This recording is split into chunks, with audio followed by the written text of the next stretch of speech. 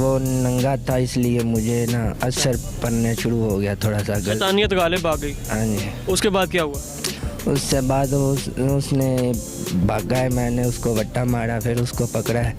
वो कहता है मैं तुझको नहीं, मैं घर जाकर बता दूंगा, आजा, ऐसे कर दूंगा, वैसे कर दूंगा। अस्सलाम वालेकुम नाज़रीन, नेशन टीवी के साथ आपका मेज़बान मुबशिर हसन हाज़िर खिदमत है। नाज़रीन, इस वक्त हम मौजूद हैं थाना खानका डोगरा में, जहां पर एक इंतहाई संगीन वाक़या पेश आता है। 10 साला बच्चे का कपड़े ना पहनना उसका जुर्म बन जाता है। मुल्ज़िम सनाउल्लाह जब उसको बरहना हालत में देखता है, वो खेल रहा है बच्चा, तो इसकी नीयत बिगड़ती है और ये उसके साथ ज़्यादती करने की कोशिश करता है। नाकाम कोशिश के बाद ये उसको गला घोंट के कत्ल कर देता है कि इसके इस गंदे खेल का किसी को पता ना चल जाए। ये सारा वाक़या किस तरह पेश आता है, पुलिस किस तरह इंटेरोगेट करती है और किस तरह इस मुल्ज़िम तक पहुंचती है, आइए चलते हैं और जानते हैं मुल्ज़िम और पुलिस की ज़ुबानी।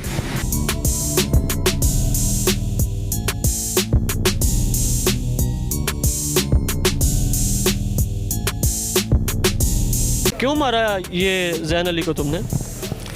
वो वैसे ही गलती में हो गया, वो ना नंगा था इसलिए थोड़ा सा शैतान पला मुझे। अच्छा, कहाँ के रहने वाले हो? मांगड़ तुम। अच्छा, क्या करते हो? मैं उधर किसी के साथ मुलाजम था। अच्छा, क्या मुलाजमत क्या करते थे? किसी के साथ ज़मींदार का काम करता था। खेत वगैरह संभालते थे? हाँ जी, जहाँ माल डंगर को। अच्छा, मवेशी और खेत वगैरह संभालते थे। अच्छा, ये बताओ कि कितने बहन भाई हो आप? हम साथ हैं।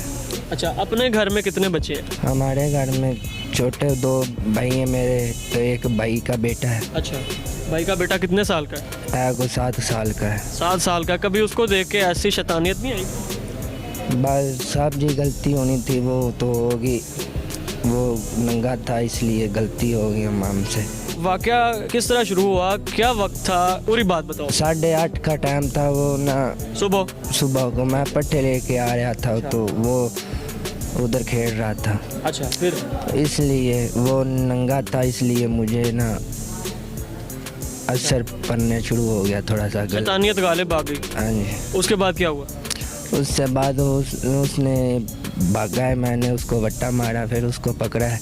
अच्छा। वो कहता है मैं तुझको नहीं, मैं घर जाकर बता दूंगा, आजा, ऐसे कर दूंगा, वैसे कर दूंगा। अच्छा, जब तुमने उसके साथ ज्यादती करने की कोशिश की, उसके बदले में वो भागा, तुमने उसके सर पे एक पत्थर मारा, उसने कहा मैं घर जाकर बताऊंगा, इसलिए तुमने उसको दोबारा पकड़ा? हाँ, इसलिए दोबारा पकड़ा। वो उसको रस्सी डालनी, 2 से 3 सेकंड में उसका काम हो गया। अच्छा, गले में रस्सी डाली और गला घोंट के कत्ल कर दिया? हाँ जी, कत्ल। इसी तरह? हाँ जी। ये सच्ची बात है? हाँ जी। अच्छा, उसके बाद क्या किया, फिर क्या किया, भागे, क्या सोचा? फिर उससे बाद फिर मैं अपना काम करने लग गया था। चारा काटने लग गया? हाँ। उसको कहाँ, वहीं पे रख दिया? हाँ, उधर इसकी झाड़ियों में फेंका? झाड़ियाँ साथ ही थी, उसमें साथ फेंका। अच्छा, साथ फेंक दिया और ये सोचा कि मुझे कुछ नहीं होगा, किसी को पता नहीं चलेगा। हाँ जी। जब तुमने उसे मारा, रहम नहीं आया किसी किस्म का, एक मासूम बच्चे को इस तरह कत्ल करते हुए? आया तो हाँ, बस गलती में हो गया। तो अनवर सियाल साहब से गुफ्तगू करते हैं, जो कि SHO हैं इस थाना के, और उनसे पूछते हैं कि किस तरह इस सारे मामले को उन्होंने वॉच किया, ट्रेस किया इस मुल्ज़िम को, और इंटेरोगेशन के दौरान कौन कौन से मज़ीद इंकशाफात जो हैं वो सामने आए। तो चलते हैं उनकी तरफ। नाज़रीन, SHO थाना खानका डोगरा मोहम्मद अनवर सियाल साहब मेरे साथ मौजूद हैं। इनसे जानते हैं कि आखिर इस संदेह कत्ल को इन्होंने किस तरह ट्रेस किया। शवाहिद नहीं थे और ना ही कोई सुराग था, लेकिन फिर भी इन्होंने इस अंधे कत्ल को बेनकाब किया और मुल्ज़िम को पकड़ने में कामयाब हो गए।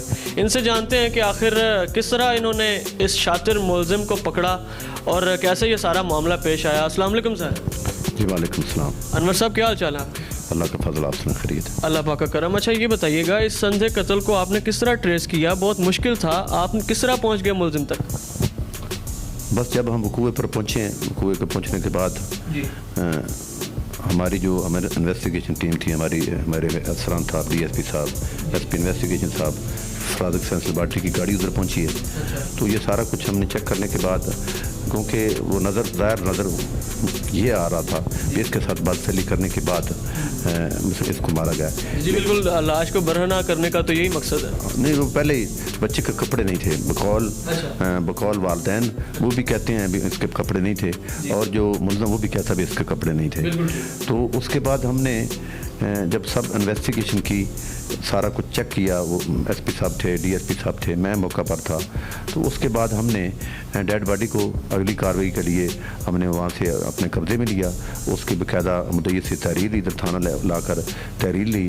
उसके बाद हमने उसकी अपना क्या कहते हैं पोस्टमार्टम रिपोर्ट के लिए डेड बॉडी को DH को डिस्ट्रिक्ट शेखुपुरा भिजवाया गया, FCR दी गई, और उसके बाद हमने दूसरे दिन वो अपना वो तफ्तीश का सिलसिला जारी किया। तो गांव वालों से पूछा, इनके रिश्तेदारों से, इनसे पूछा कि अगर आपकी किसी के साथ कोई दुश्मनी है, कोई ज़्यादती है, तो बता दें ताकि हम उनको उठाएं। आप किसी को नामजद करना चाहते हैं, आपकी किसी के साथ कोई ज़्यादती है? तो उन्होंने कहा हमारी कोई ज़्यादती नहीं है, हम तो मजदूर आदमी हैं, ये मार डंगर रखा हुआ है, ज़मीन हमारे पास नहीं, ये मकान ही मकान है, आधी फैमिली हमारी बाहर गई हुई है, जो मर्द वो मजदूरी करते हैं। जब ये मेडिकल रिपोर्ट आती है तो उसमें क्या बताया जाता है कि बच्चे से ज़्यादती की गई या फिर नहीं? जो मेडिकल रिपोर्ट है उसमें ज़ाहिर नज़र नहीं आ रही, लेकिन जो ऑथेंटिक हमारी रिपोर्ट है वो DNA रिपोर्ट के बाद, और फॉरेंसिक साइंस जो लेबॉरेटरी ठोकर न्याज बेग लाहौर से, वो हमने पहले उसका जो प्रोसेस है वो टीम जो आई थी उसने सारा कुछ वो मवाद लिया, सारा सैंपल वगैरह लिए, वो उनका फंक्शन है, वो MBBS डॉक्टर लेवल के उनके होते हैं। अच्छा सर, ये बताइएगा कि आप मुल्ज़िम तक, इस शातिर मुल्ज़िम तक किस तरह पहुँचे, क्योंकि बिल्कुल आपको कोई शवाहिद नहीं, कोई सुराग नहीं, फिर भी किस तरह पहुँच गए? बस ये अल्लाह ताला की ज़ात ने उन मुद्दइयों की और मेरी गायबाना मदद की। मैंने तो 15-20 दिन गुजरने के बाद ज़ाहिर है मेरे अफसान मुझसे प्रोग्रेस पूछते थे भी ये क्या इसमें प्रोग्रेस है, तो मैंने कोशिश की, अपनी हद तक मतलब मेहनत की, तो अल्लाह ताला की ज़ात ने मेहरबानी की। बस ट्रेस से तो कोई भी वक़ूआ है उसमें ज़ाहिर पुलिस अफसर जो कॉम्पिटेंट होता है, मेहनत करता है, कामयाबी तो मेहनत के बाद इंशाल्लाह अल्लाह ताला की ज़ात देता है। लेकिन इसमें जो 15-20 दिन जो हमारा प्रोसेस था तफ्तीश का, क्योंकि सारा प्रेशर गांव वालों ने, उन्होंने मुद्दइया पर, उस फैमिली पर जिनका बच्चा कत्ल हुआ, उन्होंने उनकी सपोर्ट नहीं की, बल्कि उन्होंने उनके साथ ज़्यादती की और उनके ख़िलाफ़ ही बोलते हैं। वो उन्होंने ये नहीं कहा कि हम इनके साथ मिलकर कोशिश करते हैं, ढूंढते हैं। इसकी क्या वजह थी? क्या वो गरीब थे इस वजह से? बस वो गरीब थे कुछ, मेरे ज़हन के मुताबिक, मेरी इन्वेस्टिगेशन के मुताबिक, तो वो जो मुल्ज़म था जिसने वक़ूआ किया है उसको बचाना चाहते थे, लेकिन ज़ाहिर 302 का मामला था, तो मैंने तो जो क्लियर मुल्ज़म था मैंने तो उसको चलान करना था। उन्होंने बहरहाल कोशिश की है भी ये जो मुद्दई हैं जिनका बच्चा कत्ल हुआ, जिनका बच्चा मरा है, इन्हीं को चलान किया जाए। लेकिन मैं अपने इन्वेस्टिगेशन जारी रखी 15-20 दिन के बाद अल्लाह ताला की ज़ात ने बस वो मेरी वो क्या मुखबर कह लें, मेरी इन्वेस्टिगेशन कह लें, तो मैं जानवर जो मुल्ज़म है वो उस पर मैं पहुंच गया। जब मैं पहुंचा फिर उसके बाद मैंने प्लानिंग की कि इसको मैंने गिरफ्तार कैसे करना है, रात को पकड़ना है, सुबह को पकड़ना है, तो मैंने वो प्लानिंग की। सुबह को 7-8 बजे वो चारा काटने के लिए जाता था, तो मैंने उधर अपनी टीम भेजी। पहले मेरे जो 2 जवान मोटरसाइकिल पर गए सिविल पार्चात में, उसके बाद मेरी गाड़ी साथ थी, तो मैंने अल्लाह ताला की मेहरबानी से उसको जब गिरफ़्तार किया, गिरफ़्तार करने के बाद उसकी इन्वेस्टिगेशन की, वो 5 बल्कि वो थाने आने से पहले ही उसने बता दिया जब मैंने वो ऐसे किया वो सारी उसने तस्वीर। तो ये अल्लाह ताला की मेहरबानी है मुझ पर भी और उन मदइयों पर भी। तो ये अंधा कत्ल था, मासूम बच्चा था, हम भी बच्चों वालों हैं, मुझे बहुत तकलीफ़ थी। मैं ख़ुद भी नमाज़ पढ़ कर दुआ करता था, या अल्लाह ये बच्चा जो मरा है, हम भी बच्चों वाले हैं, इसका कातिल क्लियर होना चाहिए, किसी के साथ ज़्यादती ना। तो अल्लाह ताला की ज़ात ने मुझे कामयाबी दी। बिल्कुल सही होगा। नाज़रीन, जिस तरह कि आपने SHO साहब मोहम्मद अनवर सियाल साहब की गुफ्तगू सुनी कि किस तरह एक दरिंदा सिफ्त इंसान जो है वो एक मासूम फूल को कत्ल कर देता है, मौत के घाट उतार देता है। अपने मेज़बान मुबशिर हसन को दीजिए इजाज़त। अल्लाह ने के बाद।